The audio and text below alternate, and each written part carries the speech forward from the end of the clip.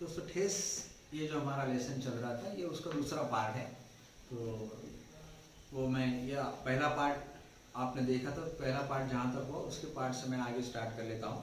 तो सूरचंद को बुलाने से पहले मैं माँ से पूछ लेता था, तो माँ कहती थी कि बेटा सूरचंद को तुमको बुलाने का है ना, तो पहले सब प्रिपरेशन अपनी बराबर करके रखो, ठीक है। तो अभी क्या हुआ था कि जो भी सूरचंद को पसंद है वो पहले बना के रखो। तो सूरचंद अपनी जीभ को संभाल कर हंसता और घी की सौंधी सुगंध सूंघकर ही आ रहा हूँ काकी, नहीं तो इस शादी ब्याह के मौसम में दम मारने की भी छुट्टी कहाँ है। जब भी लेखक के यहाँ कोई काम पड़ता था तो सूरचंद को बुला लेते थे और सूरचंद को पहले ही आके बोल देते थे कि भाई आपको क्या क्या खाने के लिए दे रहे हैं, वो पहले ही बता देते थे। तब सूरचंद फिर बराबर आ जाता था। और आगे सूरचंद बहुत ही सुंदर उम्दा कलाकार था, बहुत ही उम्दा कारीगर था। मैंने घंटों बैठकर उसके काम करने के ढंग को देखा है। एक एक मोती और पटेर को हाथ में लेकर बड़े जतन से उसकी गुच्छी बनाता मतलब उसका एक बराबर ऐसा गट्ठा बना लेता था वो। और फिर कुच्चियों को रंग से लेकर सुतली सुलझाने में पूरा दिन उससे वो कुच्चियों से रंग देता था, फिर उसको उसकी सुतली बनाता था, फिर उसमें पूरा दिन लगा देता था। काम करते वक्त उसकी तन्मयता जरा भी बाधा पड़ी, उसको किसी ने उसको डिस्टर्ब किया कि वो एकदम एक सांप की तरह फुफकारता था। फिर किसी दूसरे से काम करवा लीजिए तो तुरंत क्या बोलता था, फिर आपको किसी और से काम करवा लीजिए, सूरचंद मोजोर है कामचोर नहीं है, वो क्लियर बोलता था। बिना मजदूरी के पेट भर भात पर काम करने वाला कारीगर, देखिए वो कोई मजदूरी नहीं लेता था, सिर्फ क्या लेता था, भात का मतलब है चावल राइस।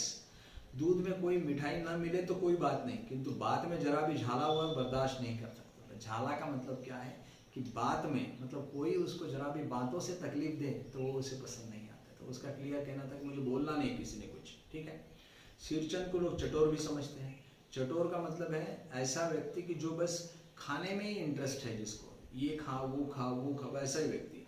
तली बधारी हुई तरकारी, दही की कढ़ी, मलाई वाला दूध, इन सब का अगर प्रबंध पहले कर लो तब सूरचंद को बुलाओ, दुम हिलाता हुआ हाजिर आ जाएगा।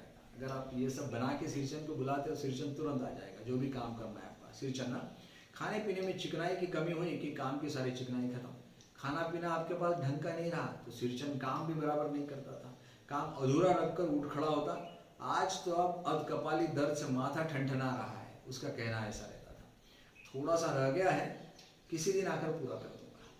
किसी दिन का मतलब कभी नहीं, वो आता ही नहीं था, उसको किसी ने डिस्टर्ब खाना बराबर दिया नहीं कि वो काम भी छोड़ देता था। मोती घास, पटरे की रंगीन शीतल पाटी, शीतल पाटी मतलब मैंने बताया ना आपको कि भाई ऐसी, वो जो मोती का मतलब ऐसा है कि ऐसी औषधि वाला पौधा, तो उससे एक ऐसी क्या बोलेंगे चद्दर के जैसी बनाने का कि शीतल पाटी जिसको बोला, ऐसी पाटी बनाने की कि जिस पर आप बैठोगे तो आपको शीतलता महसूस होगी, ठीक है। तो रंगीन शीतल पाटी, बांस की तीलियों की झिलमिलाती चिक, सतरंगे डोरे के मोढ़े, भूसी चुन्नी रखने के लिए मूंज की रस्सी के बड़े बड़े जाले, हलवाओं के लिए ताल के सूखे पत्तों की छतरी, टोपी, तरह इसी तरह के बहुत से काम हैं जिन्हें सूरचंद के सिवा गांव में और कोई नहीं जानता। दोस्तों ये जो लेसन है, आप मतलब मैं जो आपको पढ़ा रहा हूँ, आप एक काम करना कि आपके पास पहले बुक रखिए। बुक के बगैर आप मेरे वीडियोस मत देखिए, क्योंकि आप जब वीडियोस देखोगे, मैं किताब मेरे हाथ में है, मैं किताब से आपको एक्सप्लेन कर रहा हूँ हर चीज़। तो आपके हाथ में भी किताब रहे तो क्या होता, हर जो शब्द है, कठिन शब्द है, वो मैं उसका मीनिंग यहाँ पर देता हूँ, लेकिन जिन शब्दों के कठिन मीनिंग कभी कभी बोलते वक्त रह जाते हैं, तो वो वीडियो में, ये जो लेक्चर है मेरा, इसमें आपको उसके हर एक चीज़ के मीनिंग आपको मिल जाएंगे, ठीक है। तो आपके पास किताब रखिए। बेकार का है जिसकी मजदूरी अनाज या पैसे देने की जरूरत नहीं, पेट भर खिला दो उसको, बस काम पूरा होने पर एक आध पुराना धुराना कपड़ा देकर विदा करो, कुछ भी नहीं बोलेगा, बस उसको इतना दे दो, खुश रहेगा। कुछ भी नहीं बोलेगा ऐसी बात नहीं है। सूरचंद को बुलाने वाले जानते हैं कि सूरचंद बात में भी कारगर है। महाजन टोले के भज्जू महाजन की बेटी सूरचंद की बात सुनकर तलमिला उठा दी। ऐसे ही किसी ने, महाजन टोले का मतलब, टोला मतलब वहाँ का एक गाँव है, एक एरिया है, वहाँ के भज्जू महाजन की बेटी ने उसको बुला लिया था और उसने कहा था कि उसको बहुत सारा काम दिया था और उसके बदले में थोड़ा सा सत्तू का पेट दिया था। तो बहुत गुस्सा हो गया था वो। उसने कहा था बड़ी बात है बिटिया, बड़े लोगों की बस बात ही बड़ी होती है, वो कहने में बड़ा स्मार्ट था, बात करने में, कि बड़े लोग सिर्फ बात ही बड़ी करते हैं, नहीं तो 2-3 पटेल की पार्टियों का काम सिर्फ खेसारी का सत्तू खिलाकर कोई करवाता है क्या? तो सिर्फ खेसारी का सत्तू दे रहे हो, तो मुझे सत्तू का पीठ दे रहे हो और उसके बदले में इतने सारा काम करवा ले रहे हो। ये तुम्हारी माँ ही कर सकती है बेटी। शीर्षन ने मुस्कुरा कर जवाब दिया था। इस बार मेरी सबसे छोटी बहन पहली बार ससुराल जा रही थी। ये थोड़ा अभी यहाँ से थोड़ा लेसन केयरफुली देखना कि इस बार लेखक की जो छोटी बहन है वो पहली बार ससुराल जा रही थी। मानू उसका नाम है। मानू के दूल्हे ने पहले ही बड़ी भाभी को लिखकर चेतावनी दी थी। ये छोटी बहन के जो ये थे, क्या बोलेंगे, छोटी बहन के जो हस्बैंड थे, उन्होंने हमारी बड़ी भाभी को पहले ही क्या बताया था कि मानू के साथ मिठाई की पतीली ना आए तो चलेगा। भाई मानू के साथ आप मिठाई की पतीली मत भेजो, कोई बात नहीं, लेकिन 3 जोड़ी फैशनेबल चिक और पटेर की 2 शीतल पार्टियों के बिना आएगी मनु तो बेरंग वापस जाएगी।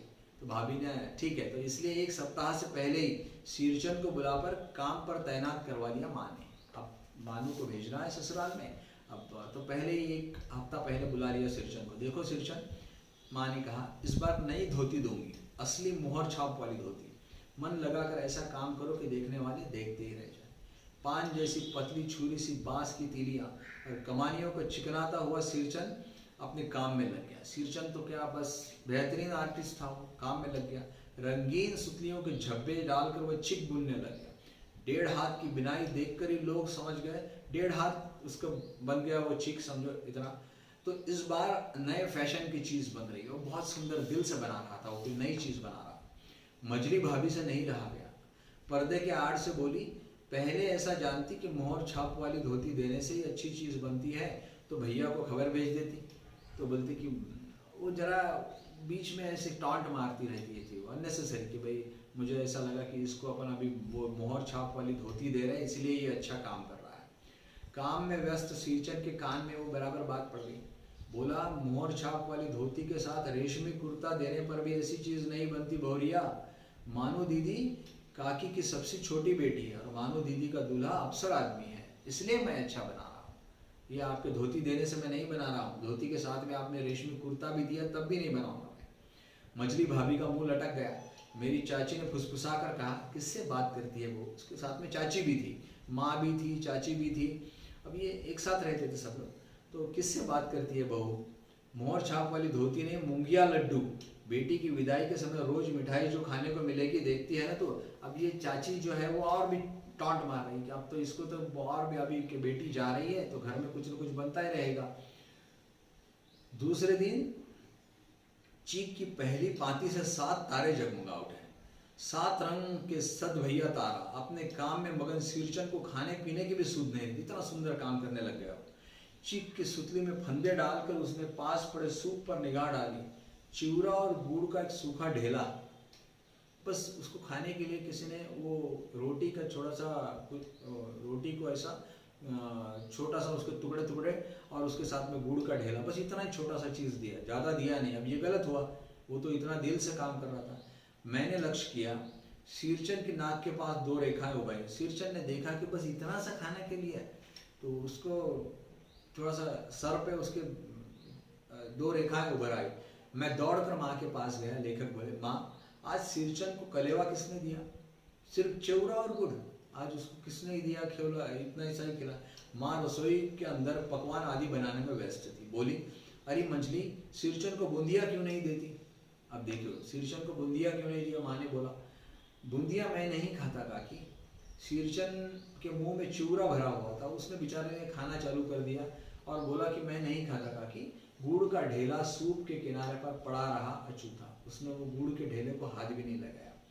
माँ की बोली सुनते ही मछली भाभी की भौएं तन गई, मतलब वो फिर से ऐसा लग गया उसको कि फिर से ये शीर्षन को क्या देने को लिए बोल रही है? बूंदिया देने को लिए बोल रही। मुट्ठी भर बूंदिया सूप में फेंक कर चली गई। वो क्या, मछली भाभी ने क्या किया?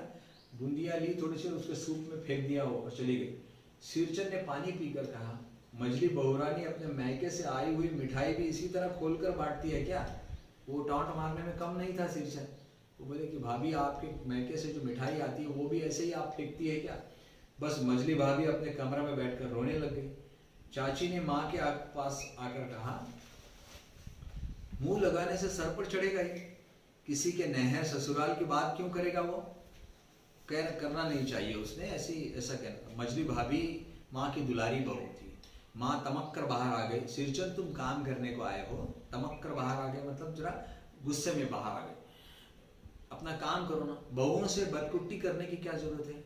बदकुट्टी का मतलब है क्यों बातों बातों में झगड़ा कर रहे हो? जिस चीज की जरूरत है मुझसे कहो। सिरचंद का मुंह लाल हो गया, उसने कोई जवाब नहीं दिया। बांस में टंगे हुए अंधेरी चिक में फंदे डालने लगा, एकदम लाल हो गया उसका मुंह। मानो पान सजाकर बाहर बैठक खाने में भेज रही थी। वो छोटी हमारी बहन थी लेखक की, वो पान भेज रही थी। चुपके से पान का एक बीड़ा सिरचंद को देती हुई इधर उधर देखती हुई वो बोली, सिरचंद दादा, काम काज का घर है, 5 तरह के लोग 5 किस्म की बातें करेंगे, तुम किसी की बात कान पर मत लो। मानू ने बहुत प्यार से कहा उससे, सिरचंद दादा कहा उसको। सिरचंद ने मुस्कुराकर पान का बीड़ा मुंह में ले लिया। सिरचंद मुस्कुराया और पान का बीड़ा मुंह में ले लिया।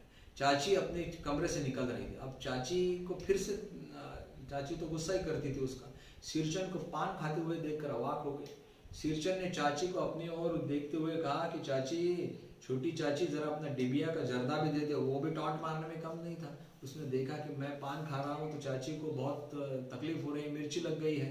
तो वो बोले कि चाची मेरे तरफ क्या देख रही हो, जरा मुझे तंबाकू भी दे देना। जर्दा मतलब तंबाकू। चाची कई कारणों से जली भुनी रहती थी सिरचंद से।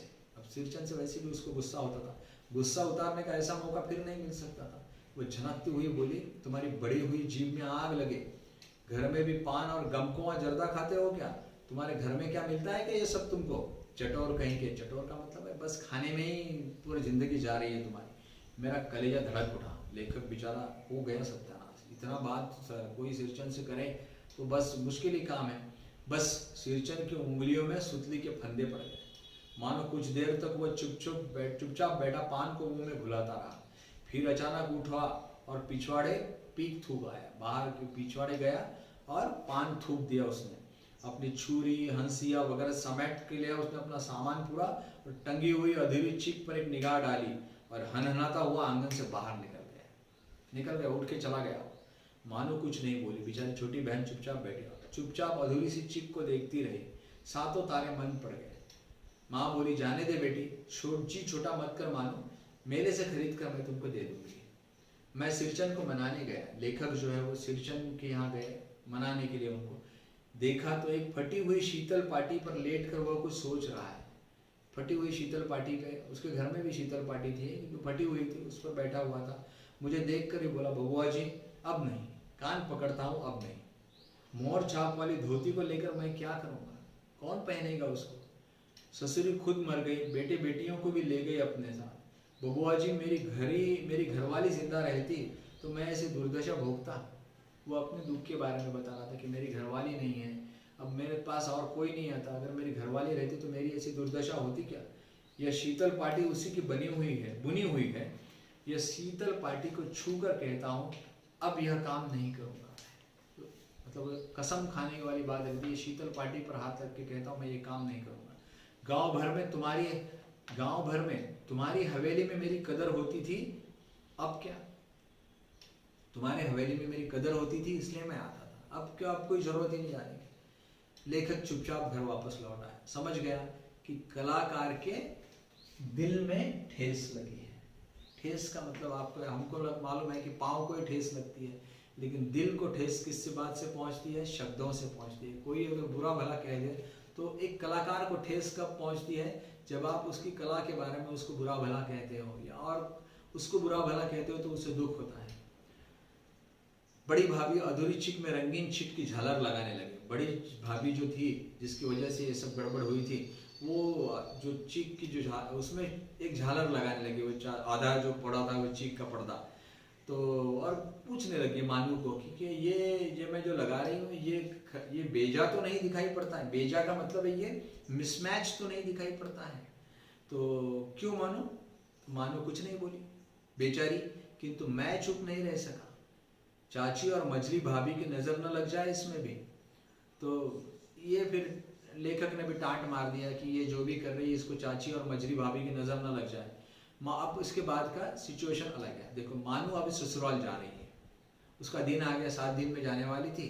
अब ससुराल जाने वाली थी तो स्टेशन पर क्या हुआ, लेखक जो थे हमारे वो उसको पहुंचाने के लिए जा रहे थे। स्टेशन पर सामान मिलाते समय देखा मानो बड़े जतन से अधूरे चिक को मोड़ कर लिए जा रही है अपने साथ। जो अधूरा चिक का जो पर्दा था वो बेचारी उसको चिक को ले जा रही थी अपने साथ में, वो अधूरा था, बराबर भी बना नहीं था।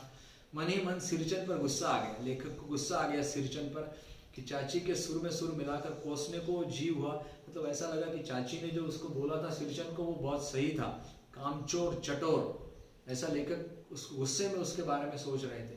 तभी गाड़ी आ गई, सामान अंदर चढ़ा दिया और दरवाज़ा बंद किया कि प्लेटफॉर्म पर जैसे ही लेखक ने दरवाज़ा बंद किया गाड़ी का तो उसको दौड़ता हुआ सिरचन अपने तरफ आते हुए देखा। सिरचन आया, बाबूजी, बबुआ जी, उसने दरवाजे के पास पुकारा। क्या है? मैंने खिड़की से गर्दन निकाल कर झिड़की के स्वर में कहा। मतलब झिड़की का स्वर मतलब अभी क्या है, अब जाना, ऐसा स्वर। सिरचन ने पीठ पर लदे हुए बोझ को उतारा, उसके पीठ पर कोई बोझ था वो उसने उतारा और मेरी ओर देखा। दौड़ता आया, दरवाज़ा खोलिए, मानू दीदी कहाँ है, एक बार देख लो। मैंने दरवाज़ा खोल दिया। सिरचन दादा, मानू इतने ही बोल सकी, बस। खिड़की के पास खड़े सिरचन ने हकलाते हुए कहा, यह मेरी ओर से है, ये सब चीज़ें हैं दीदी। शीतल पाटी, चीख, एक जोड़ी आसनी कुश की, गाड़ी चल पड़ी। सिरचन ने सब के सब जो सामान बोला था वो सब के सब सामान सिरचन ने अपने घर से बना के दिया। मानो मोहर छाप वाली धोती का दाम निकाल कर देने लगी। तो क्या डिसाइड हुआ था कि तुम ये सब बना के दो, मैं उसके बदले में तुमको मोहर छाप वाली धोती दूंगी। तो धोती की जो कॉस्ट है, वो कॉस्ट की जो कीमत है वो मानो बेचारी अपने निकाल के दे रही थी उसने। तो सिरचन ने जीभ दांत से काट कर दोनों हाथ जोड़ लिए। सिरचन ने उसको नमस्कार किया कि नहीं। मानो फूट फूट कर रो रही थी बेचारी, उसकी जो बहन थी वो रो रही थी। मैं बंडल खोल कर देखने लगा, ऐसी कारीगरी, ऐसी बारीकी, रंगीन सुतलियों के फंदों का ऐसा काम पहली बार देखा था। लेखक भी एकदम रह नहीं सके, उनको भी बहुत बुरा लगा कि ये देखो कितना अच्छा लड़का है, इसने घर जाके हमारे लिए बना के ला दिया, सब जो चीज़ बोली थी वो सब ला के दे दिया और उसमें से किसी का भी पैसा नहीं दिया। मानो बेचारी उसकी बहन जो है वो रो रही थी। गाड़ी चल पड़ी और बस ख़त्म, यहाँ पर ही कहानी ख़त्म हो रही है। दोस्तों कितना सुंदर ये कहानी जो है हमारे फणींद्रनाथ रेणु जी ने आपके लिए बताई है कि सिरचन जैसे लोग जो है वो हमारे आजू बाजू में रहते हैं, उनकी कदर करना चाहिए दोस्तों। वो बहुत बड़े आर्टिस्ट रहते हैं, बहुत अच्छे इंसान भी रहते हैं।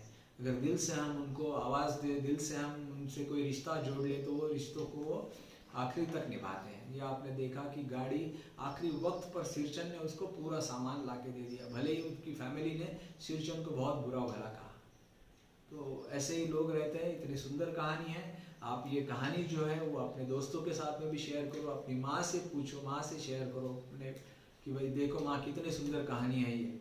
तो दोस्तों ये जो कहानी है, अब ये जो लेसन है इसके साथ में मैं आपको बताता हूँ कि ये जो हमारी पहली इकाई है ये पूरा उसका जो पोर्शन है वो पूरा हो चुका है। तो अभी जितने भी लेसन हैं आप वो आप ढंग से देखिए और उसके बाद में जो स्वाध्याय दिया है वो और उसके बाद वर्कबुक जो है वो आपको बराबर सॉल्व कीजिए। इनकेस आपको कोई प्रॉब्लम आता है तो ये लेक्चर जो है ये थोड़ा पॉज कर करके देखिए ताकि आपको हर क्वेश्चन का आपको आंसर मिल जाए। ठीक है, थैंक यू। और आपको ये फिर से बता दूं कि सीमा बख्शीश मायबोली क्लासेस ये जो हमारा यूट्यूब चैनल है उसको आप सब्सक्राइब कर दीजिए ताकि इसके बाद में भी जो मैं अपने वीडियोस अपना 10th स्टैंडर्ड इंटायर हिंदी के जो आगे के लेसन्स हैं वो मैं जब डालूंगा तो आपको उसके नोटिफिकेशंस मिलते रहें। Thank you very much.